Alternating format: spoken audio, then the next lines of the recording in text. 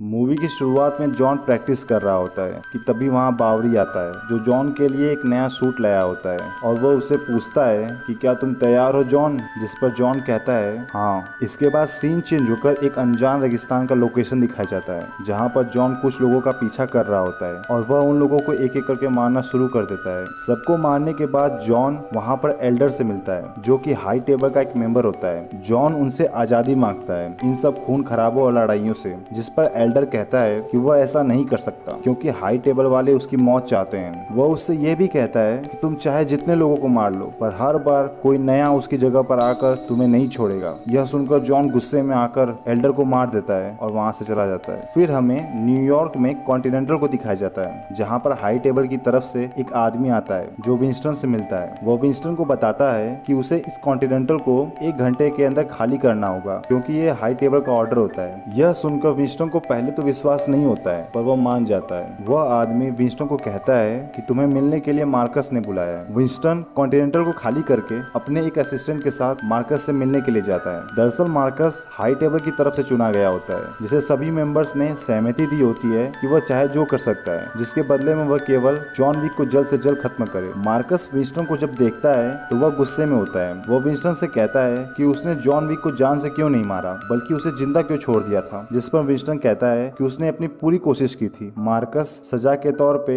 वह उसके कॉन्टिनेंटल को ब्लास्ट करके धूल में मिला देता है और साथ ही वह उसके असिस्टेंट को भी मार देता है, जिससे विंस्टन को बहुत दुख होता है क्योंकि उसका असिस्टेंट उसके लिए बहुत वफादार था। मार्कस वहाँ से चला जाता है। इसके बाद हम केन नाम के एक व्यक्ति को देखते हैं जो कि अंधा होता है। वो अपनी बेटी के बगल में बैठकर उसके संगीत को सुन रहा होता है कि इतने में वहाँ मार्कस के लोग आते हैं और वह केन को मार्कस के पास ले जाते हैं। दरअसल केन अंधे होने के साथ जॉन विक की तरह एक स्किल्ड फाइटर होता है जिसके सामने जॉन भी कमजोर पड़ सकता है और उसे फाइट में कोई भी जल्दी नहीं हरा सकता है और उसने अपनी बेटी के लिए ये सब छोड़ दिया था। मार्कस केन को देखकर कहता है कि उसे उसके लिए एक काम करना पड़ेगा, जिस पर केन साफ मना कर देता है, जिसके जवाब में मार्कस कहता है यदि वह उसका काम नहीं करेगा तो वह उसकी बेटी को मार देगा। यह सुनकर केन मजबूर होकर मान जाता है। वह उससे पूछता है कि उसे क्या करना होगा, जिस पर मार्कस कहता है कि उसे जॉन विक को खत्म करना है। केन और जॉन पहले बहुत अच्छे दोस्त थे, इसके बावजूद भी वह जॉन को मारने के लिए मान जाता है। सीन चेंज होकर चाइना के ओसाका कॉन्टिनेंटल को दिखाया जाता है जहाँ का मैनेजर सिमाजू होता है, जिसके साथ उसकी बेटी अकीरा भी उस कॉन्टिनेंटल में काम कर रही होती है। इसी कॉन्टिनेंटल में एक आदमी जो अपने डॉग के साथ आया होता है वो जॉन विक को ढूंढ रहा होता है। इसका इस मूवी में कुछ भी नाम नहीं बताया गया है, इसलिए इसे हम ट्रैकर कहकर पुकारेंगे क्योंकि यह हमेशा जॉन विक को ही ट्रैक करता रहता है। कॉन्टिनेंटल में हर जगह चहल पहल होती है। इसी दौरान कॉन्टिनेंटल का मैनेजर सिमाजू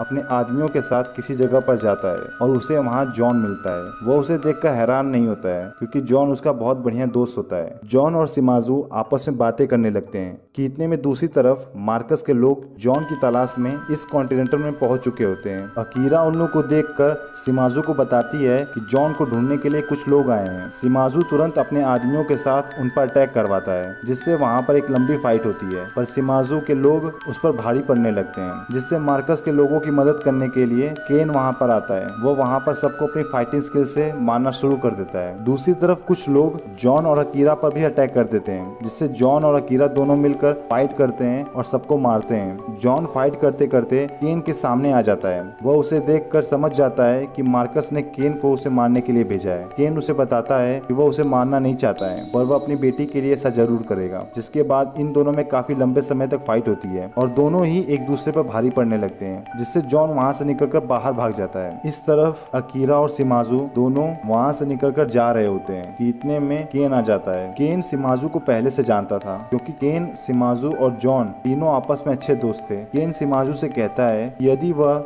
जॉन विक कहाँ है यह बता देगा तो वह उसे जाने देगा, जिस पर सिमाजू उसे बताने से मना कर देता है और इससे उन दोनों में फाइट होने लगती है। पर केन बहुत ज्यादा स्किल्ड होता है, जिससे वह सिमाजू को मार गिराता है। अपने पिता को अपने सामने मरते देखकर अकीरा बहुत दुखी होती है और गुस्से में वह केन के ऊपर अटैक करने वाली होती है पर केन उसे मना कर देता है। वह कहता है तुम अभी पूरी तरह से तैयार नहीं हो। दूसरी तरफ जॉन को बाहर ट्रैकर मिलता है। वह जॉन के ऊपर हमला करने ही वाला होता है पर वह ऐसा नहीं करता है। वह जॉन से कहता है कि जब तुम्हारे ऊपर इनाम की राशि बढ़ेगी तब तुम नहीं बचोगे। यह कहकर वो वहाँ से चला जाता है। इसके बाद जॉन ट्रेन के जरिए वहाँ से जा रहा होता है कि वहाँ अकीरा आ जाती है। वो जॉन से कहती है कि उसके डैड के मरने की वजह जॉन है, इसलिए या तो वह कैन को मार दे या वो उसे मार देगी, जिससे जॉन उसे शांत करता है। दूसरी तरफ न्यूयॉर्क में विंस्टन बावरी से मिलता है। वह उससे कहता है कि उसे जॉन से मिलना है और उससे कुछ जरूरी बातें करनी है। बावरी भी समझ चुका होता है कि अब विंस्टन भी हाई टेबल का दुश्मन बन चुका है, इसलिए वो मान जाता है। इस तरफ मार्कस को दिखाया जाता है, जिससे मिलने ट्रैकर आया होता है। मार्कस उससे पूछता है कि वह उसकी कैसे मदद कर सकता है, जिस पर ट्रैकर कहता है वह जॉन विक को आसानी से ट्रैक कर सकता है और साथ ही वह उसे जान से भी मार सकता है, लेकिन उसके बदले में उसे $25 मिलियन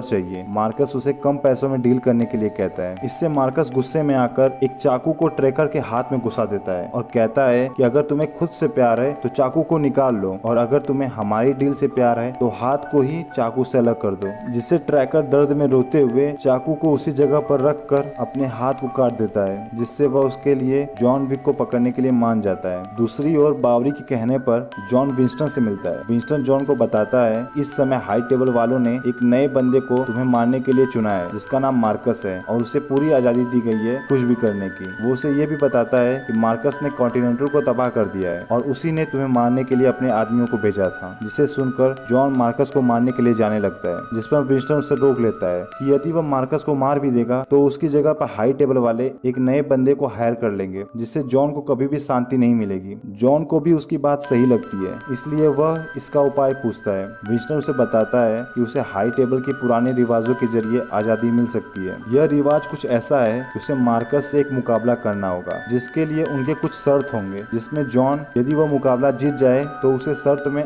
आजादी भी मिल सकती है। पर मुकाबले के लिए जॉन को हाई टेबल का एक मेंबर होना जरूरी है। पर जॉन एक्सकम्युनिकाडो होता है, इसलिए एक और उपाय होता है कि जॉन यदि किसी भी हाई टेबल के मेंबर के परिवार का सदस्य हो जाता है तो वह मुकाबला कर सकता है। पर जॉन का कोई परिवार नहीं होता है, जिस पर विंस्टन उसे सजेस्ट करता है कि वह बर्लिन में जाकर अपना परिवार स्थापित करे, यानी वह हाई टेबल के जुड़े किसी भी ग्रुप का मेंबर बन जाए। वह जिस ग्रुप का मेंबर बनने आया होता है वे लोग जॉन को बंदी बना लेते हैं। तभी उस ग्रुप की लीडर कातिया वहाँ आती है। वह जॉन से यहाँ आने का कारण पूछती है, जिस पर जॉन कहता है कि उसे उसके परिवार का मेंबर बनना है। कातिया यह सुनकर मना कर देती है, क्योंकि उसके डैड और जॉन दोस्त थे, पर जॉन की वजह से उसके डैड को एक गुंडे ने मार दिया था। कातिया अपने डैड की बात करके जॉन पे गुस्सा करती है, जिस पर जॉन कातिया से एक डील करता है कि यदि वह उसके डैड को मारने वाले गुंडे को मार देगा तो वह उसे अपने परिवार का मेंबर बना लेगी, जिस पर कातिया मान जाती है। कातिया के डैड को जिस गुंडे ने मारा था उसका नाम किला होता है। जॉन किला के अड्डे पे पहुंच जाता है, जिसे देखकर किला समझ जाता है कि वह उसे मारने आया है। किला जॉन को एक गेम खेलने के लिए कहता है। इतने में वहाँ केन और ट्रेकर भी आ जाते हैं, जो जॉन को मारने के लिए आए होते हैं। उन तीनों को देखकर किला सभी के साथ गेम खेलना शुरू कर देता है। गेम में किला अपने चालाकी से जीत जाता है, जिससे वह जॉन, केन और ट्रैकर पर अपने आदमियों से अटैक करवाता है, जिससे सभी लोग मिलकर किला के आदमियों को मारना शुरू कर देते हैं। किला भी जॉन के ऊपर अटैक करता है, जिससे जॉन और उसके में काफी लंबे देर तक फाइट होती है। शुरुआत में किला जॉन पर भारी पड़ता है, पर जॉन भी अपनी फाइटिंग स्किल से किला को मार देता है और फिर उसका एक दांत सबूत के तौर पर निकालकर वहां से चला जाता है। जॉन सीधे कातिया के पास जाता है और उसे किला का दांत देता है, जिससे कातिया खुश हो जाती है। इसके बाद कातिया जॉन को अपने परिवार का मेंबर बना लेती है, जिससे जॉन अब मुकाबले का दावेदार बन जाता है। विंस्टन जॉन की तरफ से मुकाबले के लिए मार्कस को चैलेंज करता है। मार्कस भी मजबूर होकर जॉन से मुकाबले के लिए मान जाता है, क्योंकि ये सभी चीजें रूल्स के अंडर में हो रही होती है। दोनों तरफ से मंजूरी होने पर एक मीटिंग करवाई जाती है, जिसमें जॉन और मार्कस को मुकाबले के सभी शर्तों के लिए अपनी सहमति देनी होती है, जिसमें उन दोनों से कुछ जरूरी सवालों के लिए एक गेम खिलाया जाता है, जिसमें दोनों को कुछ नंबर वाले कार्ड्स दिए जाते हैं और जिसका ज्यादा नंबर आता है उसकी बात को माना जाता है। पहला सवाल होता है कि मुकाबला कब होगा, जिस पर मार्कस का नंबर ज्यादा आता है, इसलिए वह सनराइज का समय चुनता है। दूसरा सवाल होता है कि मुकाबला कहाँ होगा। इस बार जॉन जीत जाता है और वह कहता है कि पहाड़ी वाले चर्च पर। तीसरा और आखिरी सवाल होता है कि मुकाबला किस हथियार से होगा, और इस बार भी जॉन जीत जाता है और वह पिस्टल से लड़ने के लिए कहता है। इसके बाद उन दोनों से मुकाबले का इनाम पूछा जाता है, जिस पर जॉन कहता है यदि वह जीतता है तो उसे आजादी चाहिए, और मार्कस का बेशक यही मांग होता है कि जॉन को खत्म किया जाए। और अंत में यह डिसाइड होता है कि मार्कस की तरफ से केन लड़ेगा और दूसरी साइड से बेशक जॉन ही होगा। मीटिंग अब समाप्त हो जाती है और उन लोगों को यह डेडलाइन दिया जाता है कि मुकाबला कल सनराइज के समय पर होगा, और जो भी समय से थोड़ा भी लेट होगा उसे हारा हुआ माना जाएगा। इसके बाद जॉन बावरी से मिलता है और उससे एक नया सूट लेता है। दूसरी तरफ उसी रात को मार्कस को यह अंदाजा हो जाता है कि मुकाबले में जॉन केन को हरा सकता है, इसलिए वह एक आइडिया लगाता है। यदि जॉन सनराइज के समय नहीं पहुंच पाएगा तो शायद वह वैसे ही हार जाएगा। उसे यह आइडिया ठीक लगता है और वह जॉन के ऊपर $25 मिलियन का इनाम लगा देता है कि जो भी उसे मारेगा उसे यह इनाम मिल जाएगा। इसके बाद तो मानो जॉन के ऊपर लोग कुत्तों की तरह अटैक करना शुरू कर देते हैं, पर जॉन भी कहाँ कम होता है, वह भी सबको बहुत मारता है। जॉन मारते मारते एक जगह पर छिप जाता है, पर वहाँ भी लोग उस पर अटैक कर देते हैं और उन्हीं लोगों में से ट्रैकर भी होता है। जॉन और ट्रैकर में फाइट होती है, वो दोनों ही एक दूसरे पे भारी पड़ने लगते हैं। उनकी लड़ाई के दौरान जॉन देखता है कि ट्रैकर के डॉग को कोई गन से मारने वाला होता है कि जॉन उसे बचा लेता है, जिसे देखकर ट्रैकर जॉन से इम्प्रेस हो जाता है क्योंकि उसे अपना डॉग बहुत प्यारा था। वह जॉन को जाने देता है। जॉन भागते भागते उस पहाड़ी वाले चर्च के पास पहुंच जाता है, पर ऊपर पहुंचने के लिए बहुत ज्यादा ही सीढ़ियां होती है। वह देखता है कि मार्कस के गुंडे उसे रोकने के लिए ऊपर की हर सीढ़ियों पे मौजूद होते हैं। जॉन के पास कोई ऑप्शन नहीं बचता है, इसलिए वह सबको मारते मारते किसी तरह सीढ़ी के लास्ट छोर पर पहुंच जाता है। पर तभी अचानक वहां मार्कस का गुंडा आकर जॉन को किक कर देता है, जिससे वह जितने समय में ऊपर आया होता है उससे भी कम समय में एकदम नीचे जाकर गिरता है। जॉन के पास अब कुछ ही मिनट बचे होते हैं सनराइज होने के लिए और ऊपर सीढ़ियों पर और भी गुंडे आ जाते हैं। इससे जॉन की हिम्मत टूटने लगती है कि तभी वहां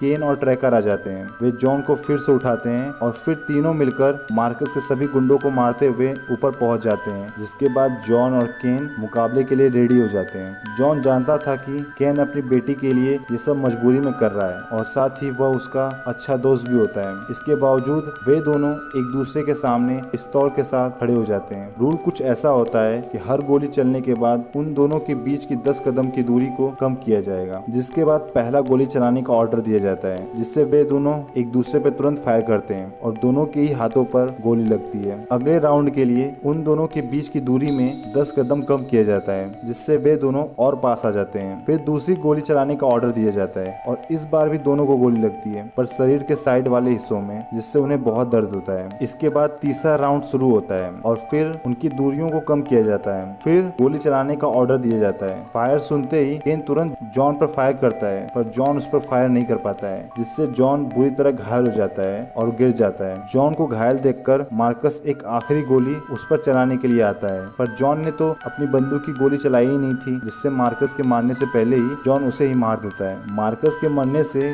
जॉन मुकाबला जीत जाता है और इसके बदले में उसे उसकी आजादी मिल जाती है और साथ ही विंस्टन को उसका नया कॉन्टिनेंटल बनाने की भी डील हो जाती है। केन भी खुश हो जाता है क्योंकि मार्कस के मरने से उसकी बेटी आजाद हो जाती है। जॉन को 3 गोलियां लगने से वह बहुत घायल हो चुका होता है। वह एक जगह पर शांति से बैठकर अपनी वाइफ को याद करने लगता है, उन सब यादों को जिसमें जॉन बहुत ज्यादा खुश था, और याद करते करते जॉन वहीं मर जाता है। इसके बाद हम देखते हैं कि विंस्टन और बावरी जॉन के कब्र पर आए होते हैं और उसे याद कर रहे होते हैं। मूवी के एंड क्रेडिट सीन में दिखाया जाता है केन अपनी बेटी से मिलने के लिए जा रहा होता है कि उसके सामने अकीरा, जिसके डैड को केन ने मारा था, वह होती है और जैसे ही केन उसके सामने आता है, अकीरा एक चाकू बाहर निकाल लेती है और मूवी समाप्त हो जाती है।